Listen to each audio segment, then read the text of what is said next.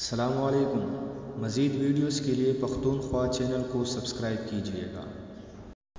سعودی ولی عہد محمد بن سلمان کو تو آپ جانتے ہوں گے۔ آج کل ان کے اپنے خاندان میں مسئلے چل رہے ہیں اور ان کے قریبی رشتہ داروں سے ان کے تعلقات خراب ہیں۔ اب ایک نئی خبر سامنے آئی ہے کہ سعودی ولی عہد محمد بن سلمان پر ان کے ایک رشتہ دار کی جانب سے قاتلانہ حملہ ہوا ہے۔ اب یہ خبر جھوٹ ہے یا سچ، اس کے بارے میں کچھ نہیں کہہ سکتے، مگر ایک نیوز ادارے کی طرف سے محمد بن سلمان کی قریبی ساتھی غضنفر بن حسین سے رابطہ ہوا ہے۔